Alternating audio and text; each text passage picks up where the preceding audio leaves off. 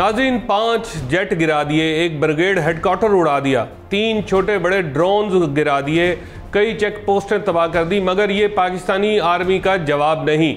जी नहीं, ये जवाब, क्योंकि जवाब में एक बहुत बड़ा हमला प्लान हो चुका है और इस हमले में सबसे ज़्यादा ख़ास बात यह होगी कि इसे पूरी दुनिया विटनेस करेगी और फ़ौजों की ताकत और महारत को साफ साफ देखेगी।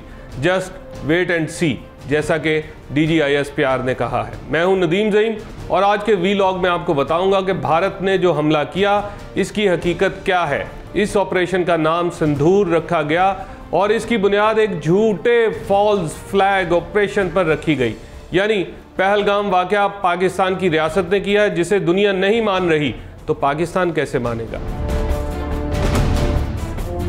लिहाजा मोदी साहब, आपकी वॉर मॉर्गनिंग बहुत ही वीक फुटिंग पर है और पाकिस्तान अपना दिफा बड़ी स्ट्रॉन्ग फुटिंग पर कर रहा है। आप देखेंगे जब इस वाक़े की तारीख लिखी जाएगी या इस जंग की तारीख लिखी जाएगी तो पता चलेगा कि भारत झूठा था।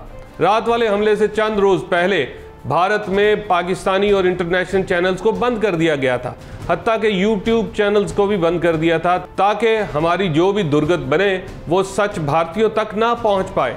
उन्हें यही बताना था कि घुसकर स्ट्राइक की, दहशतगर्द मारे गए, बॉलीवुड फिल्मों के हीरोज़ की तरह भारतीय मार मूर कर वापस भी आ गए और एक दूसरे को चीयर्स कर रहे थे। लेकिन यहाँ फिल्मी दुनिया से निकलकर हाथों में हाथ पड़ते हैं। जैसे विंग कमांडर अभिनंदन वाला वाक़या हुआ, इसने अपना जेट भी ज़ाया किया, पाकिस्तानी पायलटों के आगे भारत वापस भाग ना सका और यहाँ गिरफ्तार होकर भारत की नाक कटवा दी। लेकिन ये सच और बेइज्जती भारत ने हजम करना मुनासिब ना समझा और इसे ऐसा हीरो बनाकर पेश किया जैसे बॉलीवुड फिल्मों में होता है और इसे बड़े बड़े भारतीय एजाज़ात दिए गए, प्रेसिडेंशियल अवार्ड दिए गए और ये जाहिर किया गया कि एक पाकिस्तान का पूरे का पूरा F-16 इसने गिराया और दूसरा गिराने वाला था कि उससे हिट होकर पाकिस्तान के अंदर गिर गया। हालांकि तमाम दुनिया के एक्सपर्ट्स जानते हैं, वो कंपनियां जानती हैं कि वो हीरो नहीं, ज़ीरो था। लेकिन भारत का अपना सच है जिसमें से भारतीयों को निकलने नहीं दिया जाता। लिहाजा पाकिस्तान और भारत के दरमियान जंग एक मुहाज पर नहीं, मुख्तलिफ मुहाजों पर ऐसे लड़ी जाती है जैसे डिसइंफॉर्मेशन फैलाई जाती है, एक मिस इन्फॉर्मेशन फैलाई जाती है। नाज़रीन, कोशिश की जाती है कि भारतीयों की तस्कीन ऐसे करवा दी जाए जैसे उन्होंने दहशतगर्दी का बहुत बड़ा बदला ले भी लिया और अपना नुकसान भी नहीं हुआ। अब भी रात भारत काफ़ी नुकसान करवा बैठा है और अभी भी असल पाकिस्तानी जवाब बाकी है, जो ऐन जंग के आलमी असूलों के मुताबिक प्लान किया जा चुका है और भारत के ख्वाबो ख्याल में भी नहीं है। हालांकि भारत ने जो हमला किया वो पाकिस्तान की इंटेलिजेंस के इल्म में था।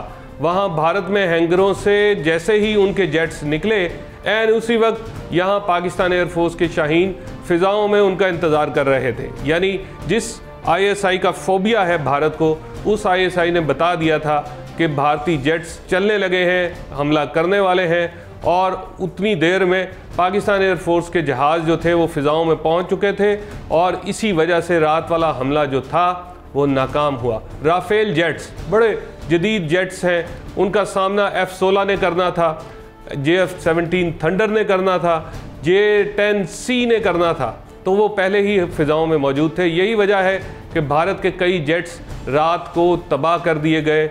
जैसे उन्होंने हमला करना था उससे पहले पहले वो सब ख़त्म किया जा चुका था जो पाकिस्तान के ख़िलाफ़ होने वाला था।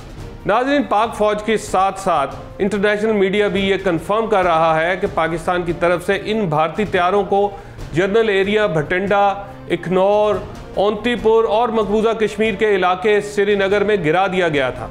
भारतीय मीडिया हिंदुस्तान टाइम्स ने तो 3 तैयारों के बारे में तस्दीक भी कर दी, मगर जब मोदी सरकार का प्रेशर बढ़ा तो इसने अपनी ट्वीट खबर वैसे ही डिलीट कर दी। जाहिर है वो एक झूठ का दायरा क्रिएट किया जाता है और उसको फिर क्लियर नहीं करने दिया जाता। एक अहम नुक्ता समझाता हूँ कि पाक आर्मी और पाकिस्तान एयरफोर्स के लिए भारतीय ज़मीन पर रॉकेट और मिसाइल फायर करना बड़ा आसान टारगेट था, हत्ता कि मुंबई और दिल्ली भी इनके टारगेट से दूर नहीं। लेकिन सिविलियन आबादी को निशाना बनाना हमेशा से सॉफ्ट टारगेट होता है पाकिस्तानी फ़ौज के, और इस तरह के ऑपरेशंस के मुकाबले में ये हमारी पॉलिसी कभी नहीं रही। मगर पाकिस्तान आसान हदफ की बजाय मुश्किल अहदाफ चुनता है जो भारत की मिलिट्री इंस्टॉलेशंस, इंडियन एयरफोर्स को निशाना बनाते हैं, जो कि एक मुश्किल काम है। फिर भी पाकिस्तान की प्रोफेशनल एयरफोर्स ये करके दिखाती है। हालांकि उस वक्त भारतीय मीडिया ये झूठ बोल रहा था कि इंडियन अटैक में सिर्फ दहशतगर्दों के ठिकानों को निशाना बनाया गया है। रात वाले अटैक में इन्होंने सिविलियन आबादी को निशाना बनाया और वो बहुत ही आसान होता है। यानी पहले हमला पाकिस्तान पर किया, अब वजाहतें दे देकर कि हमने कुछ गलत नहीं किया वो कर रहे हैं।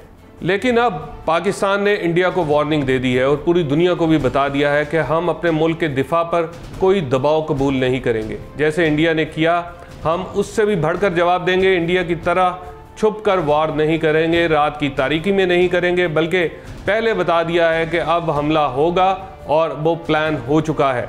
दिन की रोशनी में करेंगे, अपनी लोकेशन अपने टाइम पर करेंगे और दुश्मन ये हाल देखेगा, बल्कि पूरी दुनिया देखेगी। अब चूंकि भारत और पाकिस्तान एक बार फिर आमने सामने हैं, जंगी हालात बन चुके हैं, बल्कि जंग शुरू हो चुकी, ऐन उसी वक्त पर पूरी कौम पाकिस्तान आर्मी के साथ खड़ी है। और थैंक यू इंडिया, वो जो काम पाकिस्तान में पॉलिटिकल मुज़ाकरात नहीं कर पा रहे थे, जमहूर और जमहूरियत नहीं कर पा रही थी, सियासत और सियासतदान नाकाम हो चुके थे, वो पॉलिटिकल पोलराइजेशन भारत की दुश्मनी ने ख़त्म कर दी है। इस वक्त पूरी कौम मुत्तहद है, पूरी कौम अपनी रियासत और पाक फ़ौज के साथ है। और नाज़रीन, एक बात याद रखिएगा कि कौमों की परसेप्शन और हमायत उसकी अफवाज की असल ताकत हुआ करती है। आज की वीडियो के लिए इतना ही। मिलेंगे अगली वीडियो में किसी अगले टॉपिक के साथ। तब तक के लिए इजाज़त दीजिए। अल्लाह हाफ़िज़।